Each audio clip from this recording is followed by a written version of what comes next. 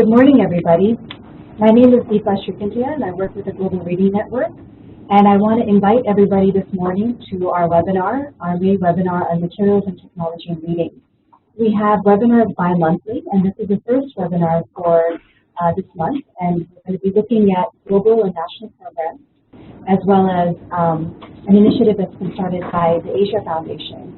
We have another webinar coming up in 2 weeks, and we'll be receiving information about that. And that'll look at some of the local opportunities and challenges for using materials and technology in reading. We hope that you'll be able to join that webinar as well. So for this webinar, we're very happy that we have 3 great speakers. Our first speaker is Zev Lowe. He's a Senior Director of Global Insights for Worldreader. He joined Worldreader at the very beginning, jumping right into Worldreader's first test pilot in Barcelona. Zev leads the Global Insights team, driving Worldreader's strategy as the organization grows and explores new ideas, and serving as lead problem solver as Worldreader tackles a series of firsts. Zev entered the world of social enterprise when he left Goldman Sachs in London to serve as a Kibo Fellow in Indonesia, and he has not looked back since. In his varied career, he has worked as an ethnographer, a software architect, and a full-time Aikido apprentice. Zev has computer science and anthropology degrees from Dartmouth College and an MBA from ESADE Business School. He is currently a PhD candidate at ESADE in social entrepreneurship and innovation. Welcome, Zev. Thank you. Purvi Shah is our next speaker. Purvi leads all of the digital projects at Pratham Books. In her 10-year association with the organization, she has handled various functions, including branding, strategy, and new initiatives. She has led Pratham Books' foray into digital projects. Her current work focuses on managing 2 platforms: Storyweaver, an open-source digital depository of multilingual stories for children, and Donate a Book, a unique crowdfunding platform that bridges the gap between those who need books and those who want to help provide books for children. Welcome, Purvi. Melody is our third speaker. Melody Zavala is the Director of Books for Asia, a program of the Asia Foundation that empowers underserved populations with information. Through donations of brand new books and digital content, Books for Asia helps infuse young students with an early love of reading, essential for literacy, builds knowledge in the business, legal, and science professions, sharpens vocational and research abilities, and enhances language skills to compete in the global economy. Under Melody's leadership, Books for Asia is piloting a children's digital library in Asia while continuing to donate 800,000 print books annually, reaching an estimated 9 million people in 20 countries. Before joining the Asia Foundation in 1999, Melody was the country director in Russia for Catholic Relief Services. Early in her career, she was based in CRS's Catholic Relief Services Liaison Office in Washington, D.C., and in Kolkata, India, where as a project manager, she collaborated with local partners on emergency relief and long-term development projects in 12 northeastern states. Melody earned her master's degree in international affairs from Columbia University and a bachelor's degree in political science from UCLA. Welcome, Melody. So thank you so much to the 3 panelists for joining us today. I just wanted to inform all the participants of a few things. If your mic is on, we would ask you to mute yourself so that there is no background noise while the participants are speaking. In addition, if you have any questions, please feel free to type them in either the chat or the Q&A box, and we'll try to respond to them as soon as possible if it's a technology question. If it's a question for the presenters, we'll be gathering all of the questions at the end of the presentation, and you'll have presenters will have an opportunity to answer the questions. So thank you so much, and without further ado, we'll hand it over to Zev. Good morning, afternoon, and evening to everybody. Thank you so much for calling in today. Thank you so much to Deepa for that wonderful introduction. I feel very privileged to be here today. As Deepa said, I'm the Senior Director of Global Insights for Worldreader, which is an organization that harnesses the power of digital technology in support of a vision of a world where everyone can be a reader. Briefly, Worldreader curates over 40,000 ebooks from hundreds of publishers throughout the world. We have this collection of digital books in more than 40 different languages, and we use technology like mobile phones and e-readers to get people reading all over the world.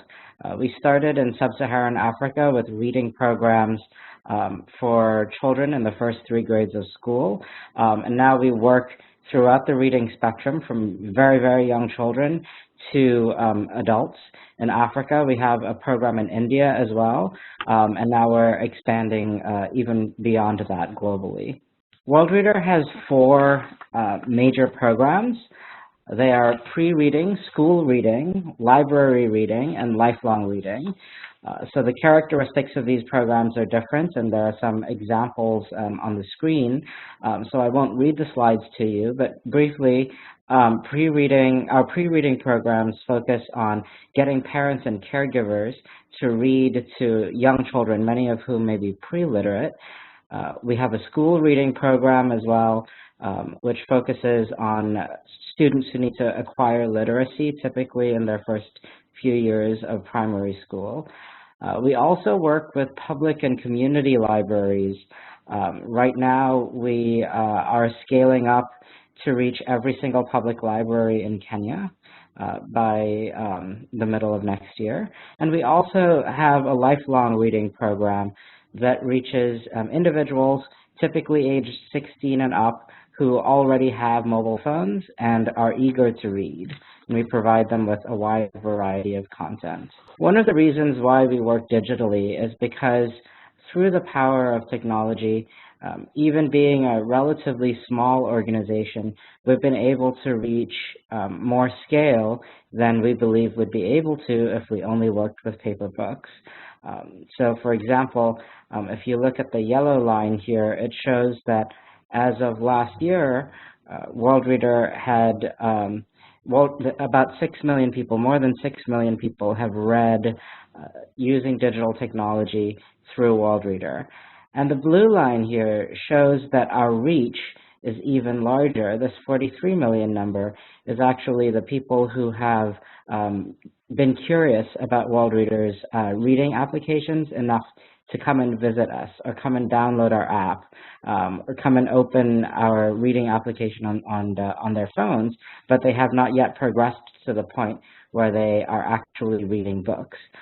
This to us shows that even though we have reached more than 6 million people who have read, our potential reach is actually much wider. There are people who have come in and been curious, and now we just have to convert them into readers. One of the cornerstones of Worldreader's work surrounds partnerships with publishers. We work, as you can see, with some global giants here, like Cambridge, like Penguin Random House, like Simon & Schuster. And our model there is, for them, the marginal cost of donating a digital book is 0, and so they've very generously allowed us to use their books in our programs at no cost. And that's absolutely wonderful. We love that. And we also recognize that if we really want to get people excited about reading, it's really important that we have books that reflect their culture and that are in languages that they speak at home. And so in support of that, we work with publishers in the countries where we have readers that we serve. So this includes Kenya Literature Bureau, Kwani, Longhorn in Kenya, Smartline in Ghana, and many, many more. There are almost 400 publishers that we work with now. And when the publishers that we partner with come from the Global South, we recognize that in order to cultivate a vibrant reading culture, what we need to do is help them create sustainable financial models for digital books. So we've done capacity building to help them go digital, and also we compensate them for the books that we use in our program. So we have 2 slightly different models that we use. Together, our publishing partners have managed to help us amass more than 40,000 digital titles in over 70 genres, more than 40 languages throughout the world. So now that I've given you a super quick overview of Worldreader and some of our partnerships and programs, I'd like to show you a very short video.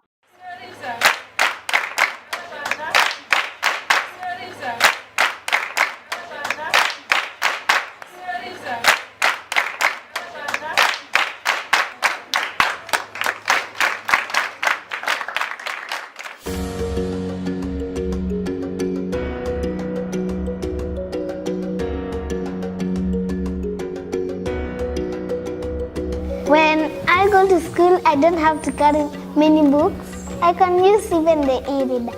The e-reader is easy to carry, but the books are very heavy.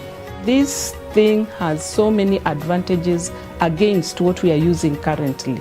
The e-reader has 300 books in it. You carry it, just one in your hands. The books here with the weather don't last as long. Instead of buying more storybooks, you bring in more through the technology that you have there. A country like ours, where most of the population live below $1 a day, and most books cost about $4 or $5, and suddenly we're able to avail thousands of books costing much lower, maybe cents, then that makes a big difference, especially to the education system. The education is important to me in life because I would like to be a teacher.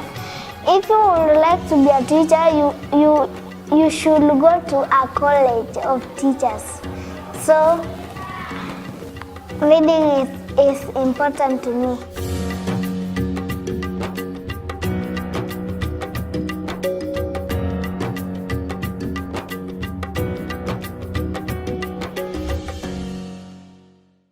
Now I'd like to zoom out a little bit and talk about digital reading more broadly. These are some of the reasons why we believe in the promise of digital.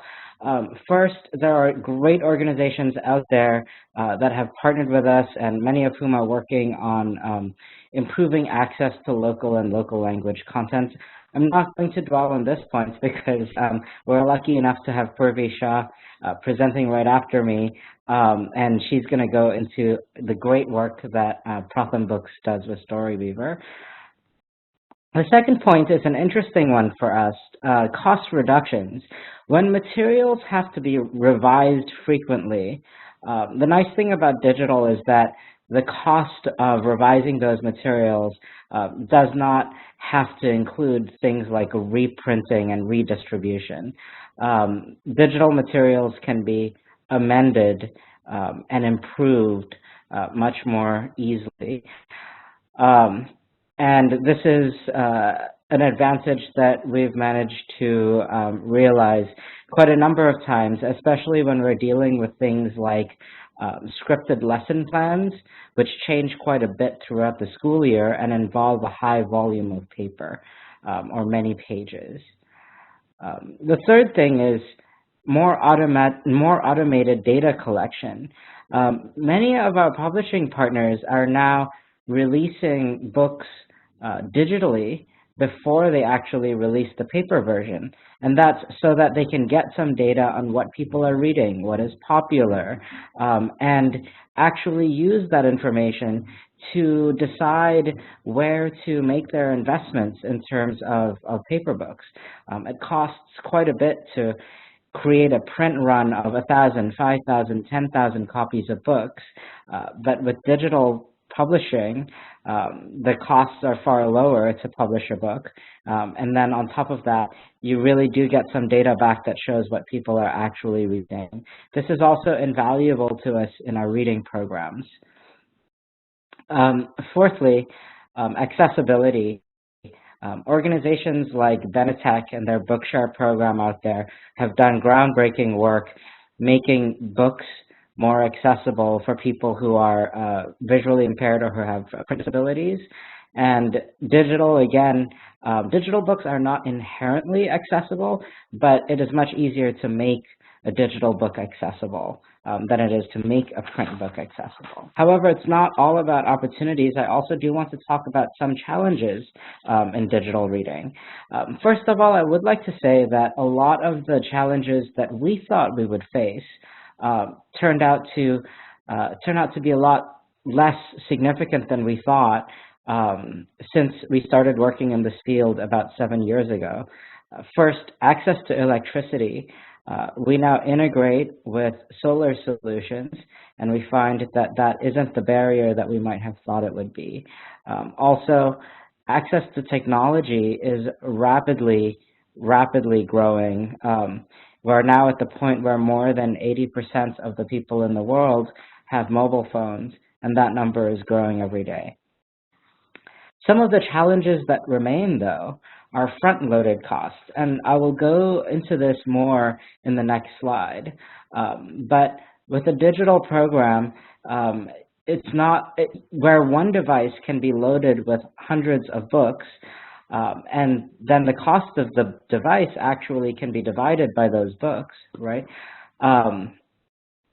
Unlike paper books, where you might be able to trickle the delivery of books over a long period of time, in digital programs, the costs tend to be a little more front-loaded because you have to account for the cost of the device. We'll talk about how things can be done in order to make these costs much more reasonable. For example, if the digital reading components are built into a program model from the beginning, rather than being seen as their own separate thing, there are creative ways in order to figure out how students in a classroom, for example, can share these digital devices in a way that reduces costs significantly. And I also think that as a field, we can explore financing models to reduce the burden of these front-loaded costs. Secondly, risk, especially when it comes to damage and e-waste. Worldreader understands this very well. When we first started working, devices were much more fragile than they were today.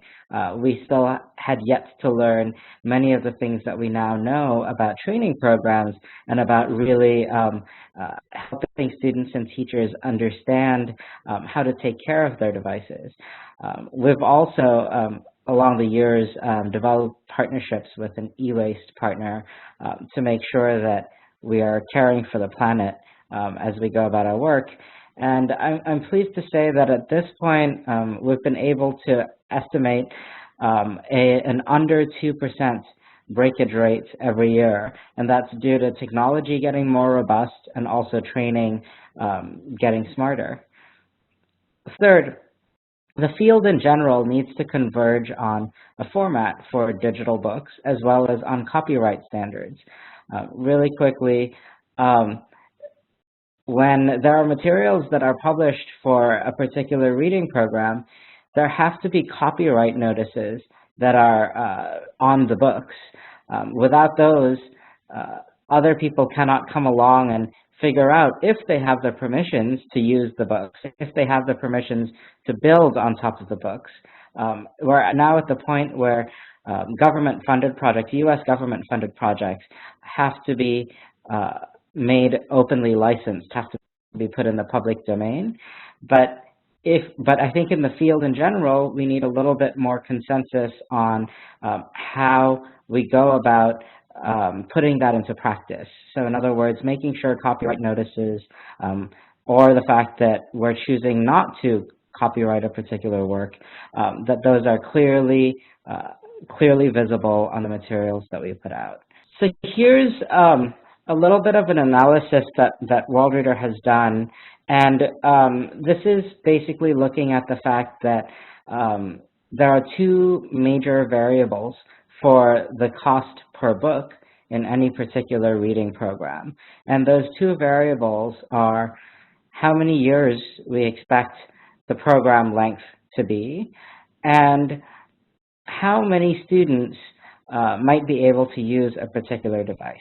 When we talk about sharing, there are different options for sharing. It could involve sharing simultaneously, where two students sit around the same digital reading device.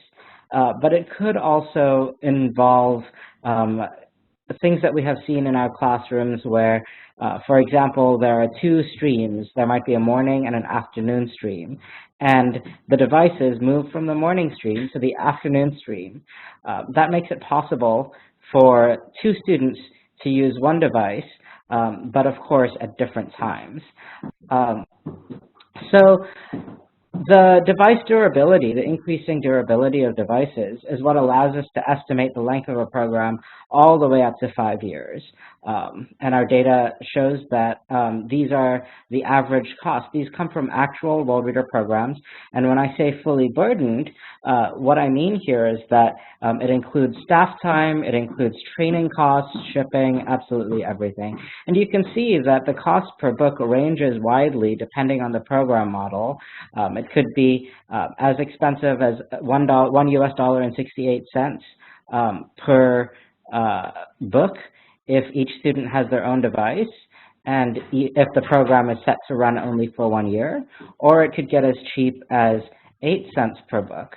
And these are based on the assumption that each device holds 100 books, which is minimal, actually. The devices can hold up to thousands, but in our programs that we have analyzed, we've assumed about 100 books per device. So this is just to show that even though there is a perception that digital reading is expensive, that need not necessarily be the case. So I'd like to move on to the future of work in the field. And we outline 4 things that we think that digital reading needs in order to scale up even further. First, we would love to see more investment in cost-effectiveness studies on digital.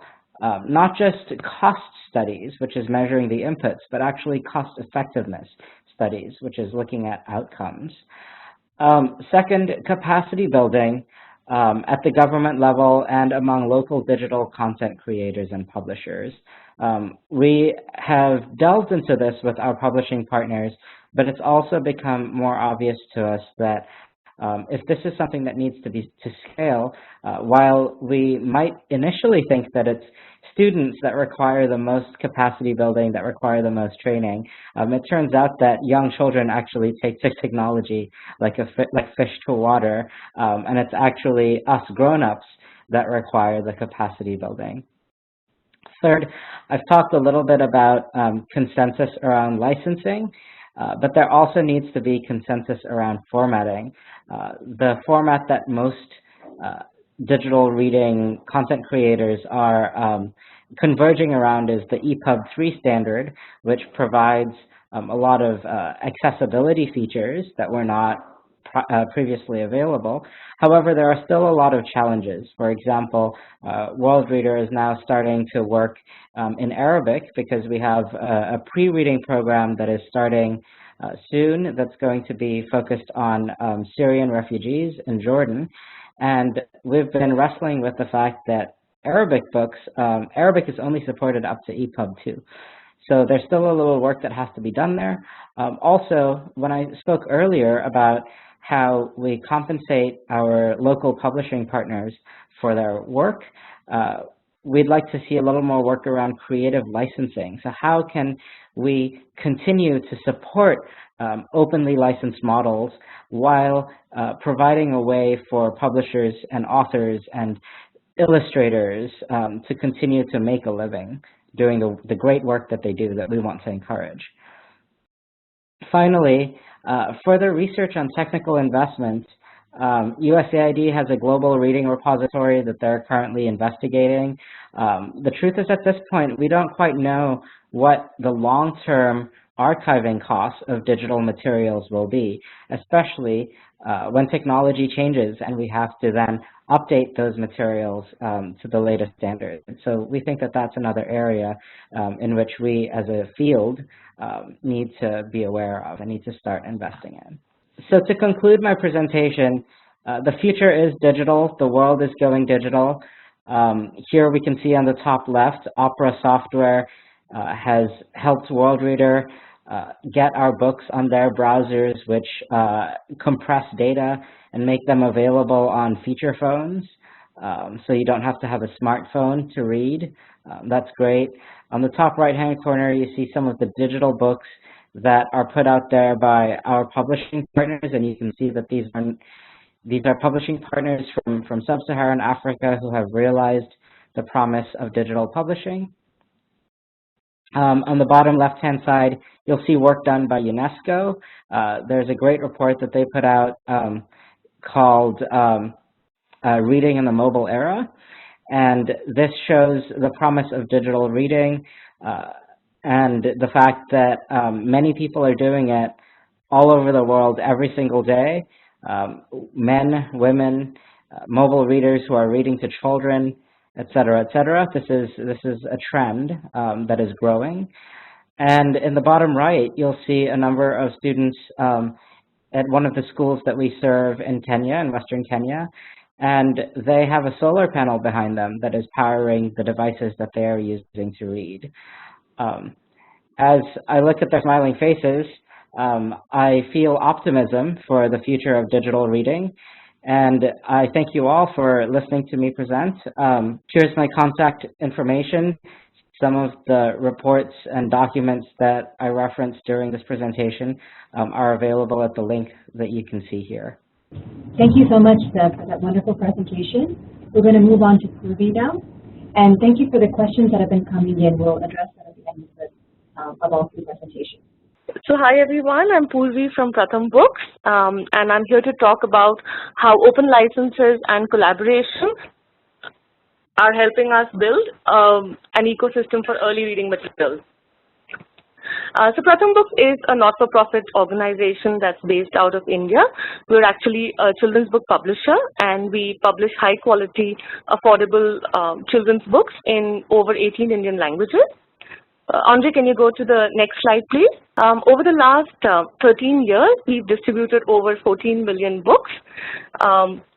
And we really started open licensing our content in 2008, which was way ahead of its time, especially in children's books publishing, and even more way ahead of its time in India. It's only very recently that we've actually launched a platform that houses all of our openly licensed content. And the idea really is to connect content creators and users and create this participatory culture so that we create a large reading repository of localized reading material. So Storyweaver actually takes Pratham Books' mission of creating Pratham Books' mission of creating equitable access to reading resources by using technology as a force multiplier. We've actually put a bunch of features on Storyweaver. So on the platform, users can read stories for free, and you can read it on your desktop, you can read it on your mobile, you can read it on your tablet. Until now, we've migrated 50% of all our content onto the platform, and the idea is that by the end of this year, to actually migrate all of our legacy content and eventually become a digital-first organization, where most of our openly licensed content first gets onto Storyweaver. On the platform, you can also create stories, and this is a tool that we've actually embedded for educators, resource people. So we've uploaded 5,000 images. So if you come on Storyweaver and you can't find a book of your choice or a book on the topic that you want to use in your class, you can actually create your own reading material. And even more interesting is that if you can't find material in the language that you work with, you can even translate the books online. And that's really where we've seen the most traction. And I'll talk a little bit more about it as we go ahead. But for educators, there's another interesting tool called Relevel, because educators work across grades within the education system. So if an educator finds a reading level 3 book, which the story is really nice, but there is a lot of text for a child who's in grade 1 or grade 2 to read, the educator actually has the option to take the entire story and make it much more simpler and easier for the children that she's working with. And all of the material that's on the platform is free for use for downloading as well as printing. So Zev talked about EPUBs, and we work very closely with Worldreader, and initially we were at EPUB 2, but we've just moved to EPUB 3, which is now the gold standard in publishing, and has a lot of accessibility features, as Zev talked about. So educators can actually download a high-res PDF, a low-res PDF, or an EPUB, and we've actually customized the printing solution to A4. So if schools have a local printing machine or access to a local printing machine, they can actually print out a whole storybook, and we have tons of libraries in India actually who are actually using this feature. And of course, all of this is available under the most liberal CC BY 4.0 license. Can I have the next slide, please? So among the many stories that I will tell today, one that I cite at every presentation is a story about a story written by Anushka Ravi Shankar, and the places it traveled and the languages it spoke. So It's All the Cat's Fault was published as an openly licensed book on Storyweaver the day it was launched, and this was just a year and a half back. And I really want to show what open licenses and what the digital platform and collaboration can do to a single story in just 20 months. The next slide, please. So basically, this one story has been versioned 54 times on the platform in 32 languages and has got over 16,000 reads. So we launched Storyweaver in 24 languages, with 800 stories in 24 languages, and today we are at 3,500 stories in 69 languages. And this is all due to our wonderful, wonderful collaborative community. We have over 200,000 users, a readership of over 1 million, 100,000 downloads, and we're actually accessed from over 190 countries from the world. So we have various user segments that come onto the platform. We have literacy organizations that have reading programs that create reading comprehension modules. We've seen some teachers in the classroom even come and take the images and do creative writing workshops with children, and some that actually use it for curriculum support. We have a lot of STEM books as well. In India, we've also seen some government programs use our books in their reading programs. There are a lot of textbook publishers like HarperCollins who've pulled off content from Storyweaver and done activity books as part of their textbooks as well. We've had a lot of app developers take content from the platform and preload it on their devices. We've also had an organization that actually takes stories from Storyweaver and does remote distance learning through Skype sessions. We had an interesting audio story initiative sometime back where children could give a missed call, and we would call them back with audio stories in Hindi and English, and this actually happened in the child's home environment, and it was a fairly successful pilot where in over a week we got over 37,000 missed calls. So over 37,000 stories were heard. We've also seen a new market develop because of open licensing content. We've seen local entrepreneurs taking content out and actually printing and selling it, which is fairly amazing, because to see this content move far and wide beyond where Pratham Books through its print work could have originally reached is very, very, very encouraging. There are a lot of publishers, not large-scale national level publishers, but local publishers that actually curate content from Storyweaver, and we've actually worked together with them to ensure that attribution is in place and they finally print and sell. We also work with Benetech Foundation and Bookshare, and they work with reading disabilities and visually impaired children, and they use our EPUBs to create audiobooks as well. And lastly, Worldreader mentioned that they use us, the African Storybook Project, Asia Foundation uses us, Melody is next, and I'm sure she'll have a fantastic presentation and lovely stories to share as well. But basically, if as a publisher, and Zev mentioned this in his appeal, that if publishers started open licensing content, one can actually have a much wider impact on reading across the world, and it's great for us to see that our work is being used and picked up by so many different organizations and in so many different ways.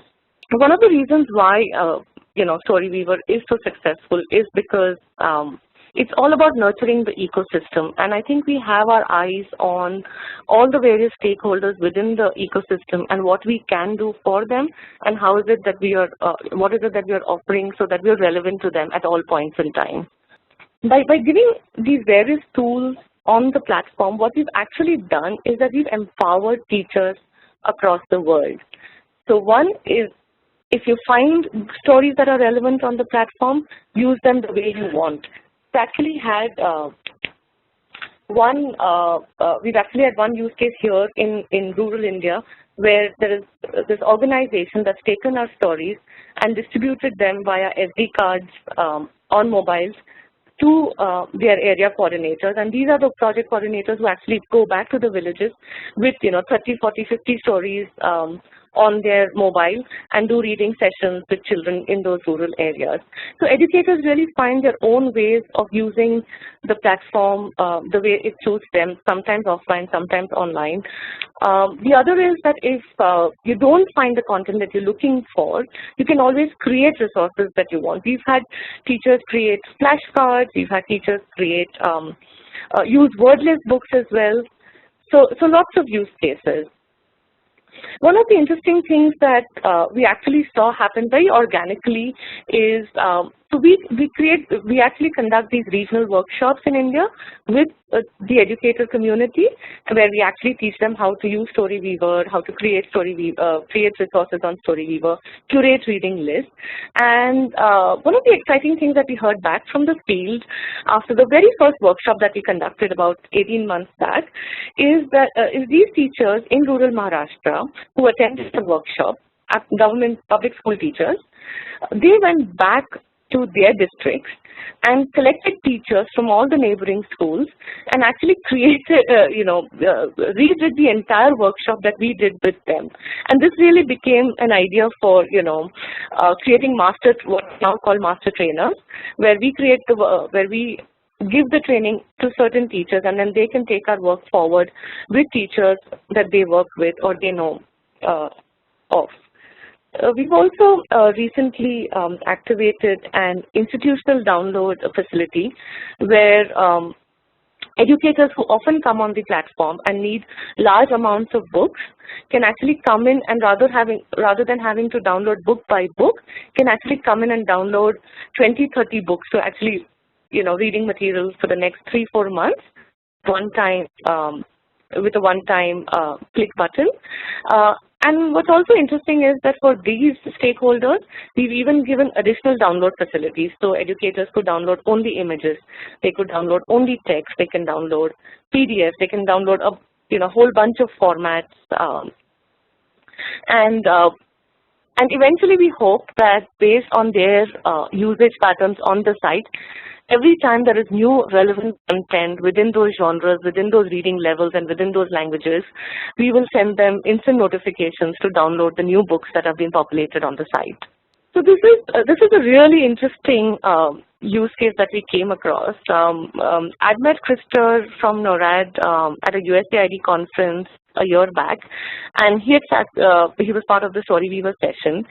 And a few months back, he conducted a workshop with 26 educators from 13 countries, and in 2 hours, these educators created 13 translations over 2 books.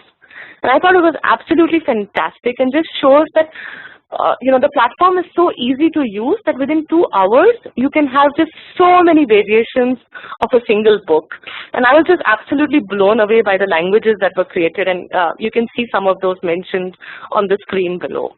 Educator, if you're a translator, please do come on board and use the platform. It's very, very easy to use. I want to share 2 more stories from educators on the ground, which I thought were very interesting. The first one is a tweet that came in from an organization that works with children who speak Surjapuri, which is a lesser-known dialect in West Bengal and India. And this is the children's reaction when they saw these books. Field-tested Surjapuri stories. Children were confused and amazed at reading a book in their own dialect, because these children had never ever seen a book in Surjapuri. So to actually hold a book in the language that they speak at home, I'm sure was an amazing, amazing feeling.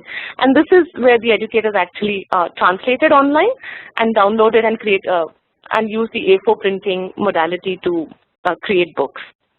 And the next one is an equally inspiring story. Yeah, so the screenshot on the right of the screen is again an inspiring story of a police officer that's posted in a Naxalite area in Odisha's most backward district. And he downloaded Odia books, and he again took black and white prints, and he started reading sessions, and he talks about, how this is like a tiny step in education, in empowerment, and he hopes to now take this model across the other districts in Odisha as well. So educators are one part of the ecosystem. The other part is actually the publishing ecosystem. There's only so much material that Pratham Books can create in 1 year and populate on Storyweaver. So we are always looking actively at publishers who want to partner with us. We've not had a lot of success because, as Zev mentioned, that there isn't a lot of material available under Creative Commons licenses, or publishers aren't really willing to release content under Creative Commons licenses. But if there are any publishers out there, or there is any material out there that's created and you'd like to migrate to the Storyweaver platform, please reach out to us. We've actually had a bunch of wonderful books from African Storybook Project, from Book Dash. We've actually even partnered with the Asia Foundation, where we've given them publisher rights on the platform, and they've created Khmer translations of some of our books on the platform, and they've given back to the platform as well as used those books on their own platform. And I think that's such a beautiful way of collaborating and creating more local language content. The other interesting thing that's happened in the last 15-18 months of Storyweaver is that we've actually started discovering talent on the platform. So there is one story that's being picked up by a publisher who's actually going to print. So this is a user-generated content, a community story that we really loved, and we actually publicized it heavily on our social media channels. And a publisher in India has actually picked up that story for commissioning and printing in the coming years. We've also, as a publisher, struggled for high-quality translators in languages. And we are now using the platform to identify users who are translating very heavily on the platform, and then we do quality checks around those translations. And once we feel that the quality is great, we actually give commissioned work to some of those translators. We've also seen a use case where we've seen a local entrepreneur pick up stories, and he's now planning to print and sell these commercially. Textbook publishers are tapping into the repository. And we've also seen a lot of reading assessment tools being developed using the site. And I think this is very interesting because the site has multilingual content. So if an agency actually finds a English reading level 1 story, and typically a couple of paragraphs from that story are picked up for creating the reading assessment tool, we've seen these agencies pick up the same story in Hindi, which is available in the platform, and use the same paras to use in the assessment work that they do. And lastly, the language ecosystem. I want to quickly tell you that 40% of all the new languages that are added onto the platform is at the request of users, which actually tells us that there is a huge dearth in minority languages, in endangered languages, in tribal languages, even in popular languages, to have high quality open license reading material, which is why we are seeing this explosion of stories in languages. And 60% of all the translations on the platform is actually user generated content, and 15% is from tribal, endangered, and minority languages. What we've also done selectively here in India is we've worked with an organization that created a reading library of 60 stories in Santali and Kora, 2 tribal languages. And they came back to us to see if they could print these stories with us, and we actually took the translations from Storyweaver, took them offline, and when the Pratham Books print team actually recreated that material in offset printing, optimized material, and about 10,000 of these books are now currently being shipped to these children.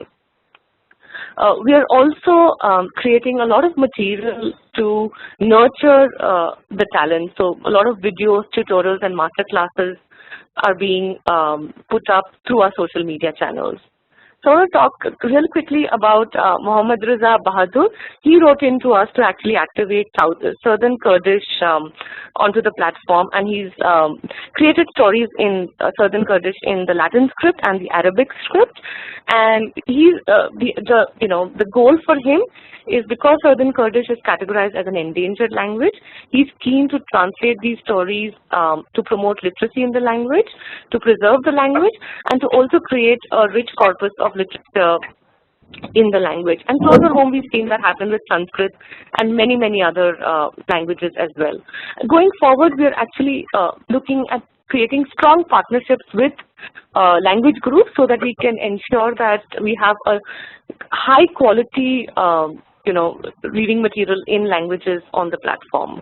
And we've been very fortunate to create some of these partnerships with local organizations, some with Rosetta, Translators Without Borders, Asia Foundation again. Yeah, so the idea really is to create an ecosystem that can address the book famine that is there in mother tongue languages. So we will keep populating the platform with high quality publisher content. Use Storyweaver as a platform to create a collaborative framework where translators can come and create translations. Educators can then take the content out and distribute it in offline modes, and we'll always rely on community to help us achieve this goal. Thank you, and the last has my email ID if any of you would like to reach out to me, as well as the URL to Storyweaver. I'll go ahead and get started. Thank you so much. It's great to be on this illustrious panel. It's a love fest here. We all have so much respect for each other, and really appreciate the pioneering work of Pratham and Worldreader in this space. So I'd like to say that, Let's Read is a new initiative really within the last year for the Asia Foundation. We've been keeping an eye on this space for quite a while and waiting to define where we think we can make our best contribution. So it's a new initiative for us that uses technology to accelerate the creation, distribution, and use of children's books. Let's Read features a free digital library and reader apps, original mother tongue content, and it's a community-driven translation engine. It's really an end-to-end solution and approach to address the critical shortage of quality reading material in developing Asia. Our approach focuses on community, content, and access, three interconnecting components that I'll describe in a minute. These are custom-built tools created by the Asia Foundation. They're mobile first because, as we know, smartphone use in Asia is growing by leaps and bounds. Let's Read's designed for low bandwidth environments, and it's built using open source code. As I said, it's built on really the pioneering efforts of Pratham and Worldreader, and we're all working to promote digital content as a means of improving access to books, and we're looking forward to making large contributions in this space, especially in Asia. So I'll mention, one of our main components here is community. You might get the sense that Let's Read is solely a technology solution, but really at its heart, it's an initiative in community development. The Asia Foundation is a community development organization, and so our approach to any problem and any development challenge is to work with local stakeholders to identify the barriers and develop an approach to overcome those choke points and empower people with skills and tools that are needed to effect long-lasting change. So therefore, our technology focus is on collaborative tools that empower and engender community participation and increases the capacity to create and use content within a community. And then it's also really through our networks and the 18 offices on the ground in Asia and our staff's real first mile and last mile relationships that we're able to collaborate and make sure the books that get created get used. Where there isn't a strong community, we can foster it. And the photo here is from a Let's Read ebook hackathon workshop, which brings together members of the publishing community to create children's books where gaps in content exist, and builds bridges between the publishing and technology communities. This community approach, based approach, we really feel is especially effective for last mile, reaching that last mile of use. So let me also talk about content. The Let's Read library features a mix of openly licensed indigenous and international storybooks, all of which can be read in a child's mother tongue. A major component of the library is original content from within cultures. And we source that content in 2 ways. So here's a look at what the Let's Read library looks like.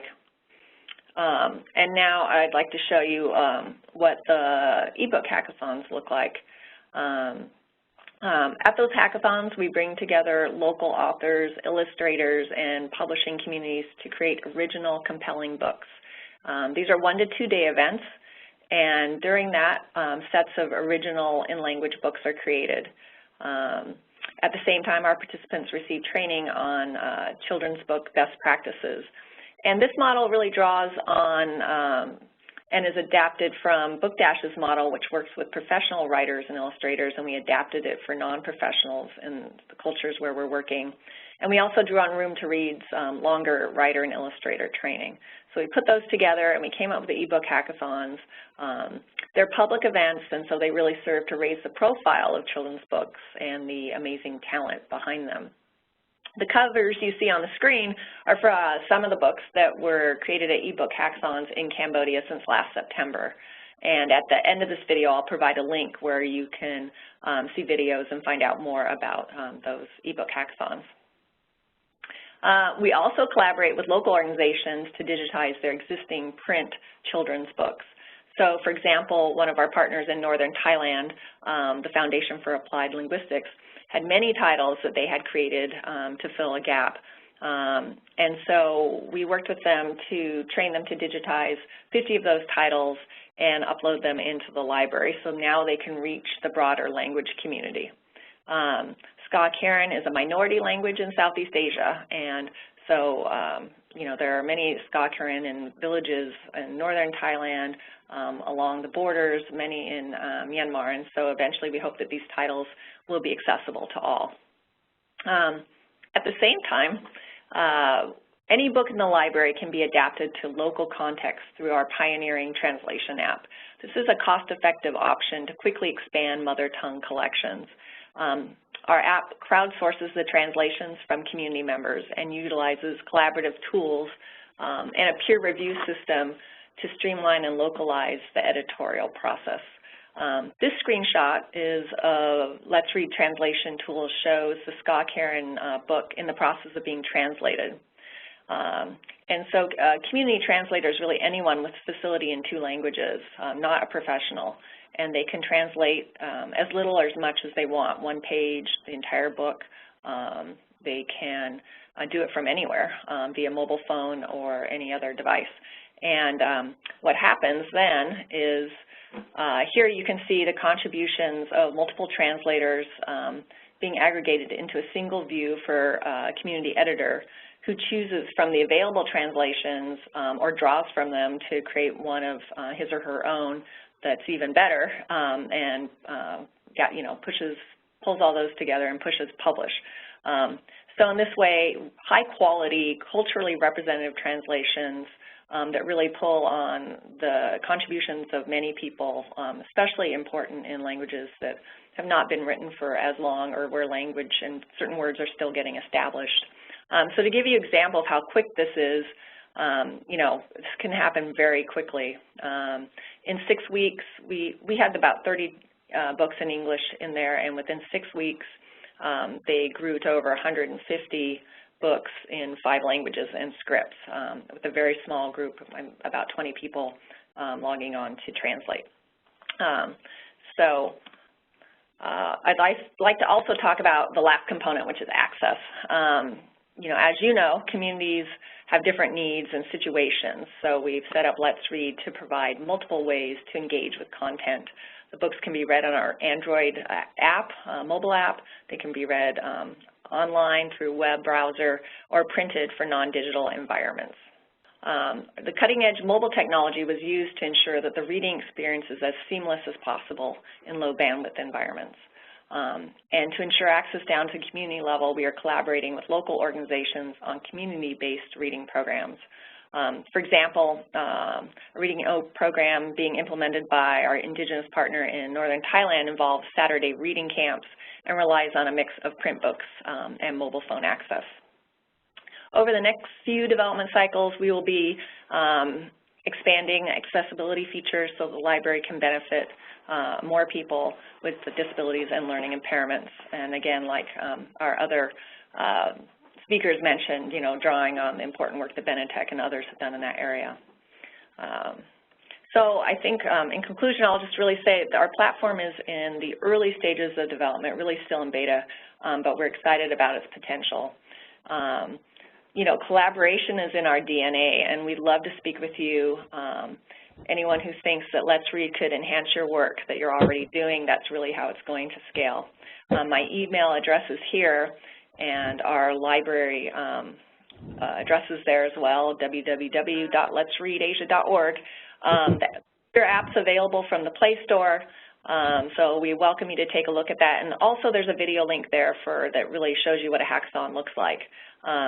So I think I'll just leave it there. I'm sure we're running out of time, but thank you so much, everyone, and we really look forward to hearing from you. Thank you so much, Melody, for that great presentation, and also thank you again to all the panel members. We're actually going to unmute all of you so that we can ask you the questions that have been sent through the chat. And we have 4 questions, and I'm going to give you 2 questions first that can be answered by everybody, and then there's 2 questions specifically for Zev on Worldreader's work. So the first question is from Samantha, and this is for all panel members. Is there any movement to connect with educators in the U.S., Canada, or European countries, teachers who could access multicultural content and could be a source of funds for Worldreader or Pratham Books? The second question is from Tony Boone. He says, many of you are aware of the Global Book Alliance initiative and several working groups. If you had to pick one activity to recommend for the Global Book Alliance advancement with respect to your experiences in digital reading, what would it be? And we have 2 questions specifically for Zev on Worldreader. One is where can a sample of Worldreader be accessed? And also, do you have a similar experience with Arabic language and with countries from the Arab world of using Worldreader? 1 to 2 minutes to answer, and then any other questions that come through, I'm going to write them down, and we'll definitely get them answered offline. Thank you. Great. Well, thank you so much for the wonderful questions. I'll try to answer them. I'll try to answer all of them really quickly. To people who want to know more about Worldreader's programs or who want to potentially collaborate with us, I'd encourage you to send me an email.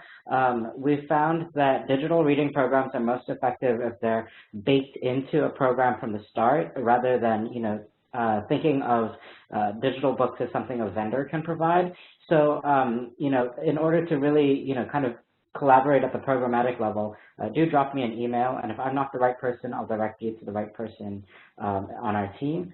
To the question from Abdullah Shekari about whether we have similar experiences with the Arabic language and with countries from the Arab world, that is a part of the world where we have only recently started to work. I think that it's a very different environment from sub-Saharan Africa, so the challenges, some of the challenges are common and some of the challenges are very specific. As I mentioned, one of the challenges about working in Arabic is specifically that Arabic books are in EPUB 2 format. We also have had some challenges around the way that pages turn. Certainly, if you have any advice for us, I'd love to connect offline.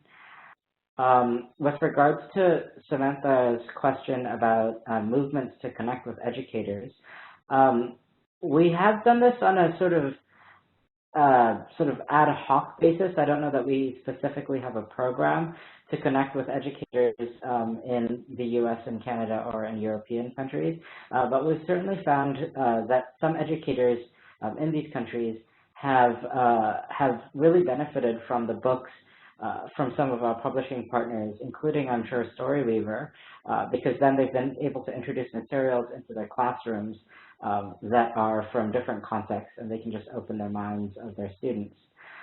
In response to Tony's question, if I had to pick one activity to recommend for the Global Book Alliance initiative, it would be a cost-effectiveness study of digital books at scale.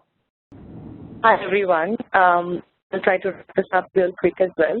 To Samantha's question, again, Samantha, because our focus is more India in terms of partnerships, we've not proactively reached out for any structured relationships, but we've actually had tons and tons of use cases where educators from across, including the continents and the areas that you talked about, have actually come on the platform and created content. Specifically, a teacher, a primary school teacher in France, who's actually created over 40 French books on the platform, and she's actually taking this into her classrooms. So actually, many such examples like that. To the question on and what would be the one recommendation, I would really say that if anybody can pull this off, it's actually the Alliance. So if you could get more publishers to release content under the CC-BY 4.0 license, or if there's material that USAID has created over the last so many years and the strong work that they've done, if they could, convince their partners to release the work under CC-BY, because that would actually be the nucleus that springs much of the work that we are doing right now, that Asia Foundation hopes to do with their Let's Read library, that African Storybook Project does. So, it would actually give a jump to the high quality content that we build upon. And I wanted to quickly react to there was a query on Arabic and the work done there. I'm not sure if this is very relevant, but we actually have a lot of books in Farsi, Arabic, Urdu. So if you'd like to potentially come help us create more content, and our platform is also responsive, so available on mobile as well. And very soon, by the end of this year, we're going to have an offline version. So you can also read these books in an offline mode. So please feel free to reach out to me. Thank you. This is Melody. I expect you want me to jump in also.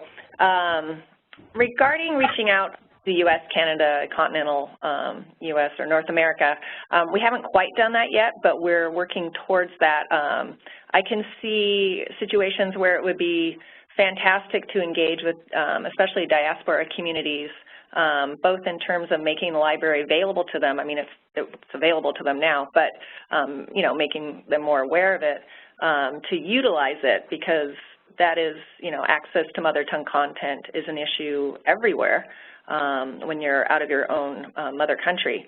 But also I can see potentially even doing ebook hackathons in places where there's large diaspora communities to create new content. And I can also see engaging with diaspora communities to encourage their participation in using the translation tool. So those are some ways that I could see a mutually beneficial relationship there that we'll need to do some outreach around.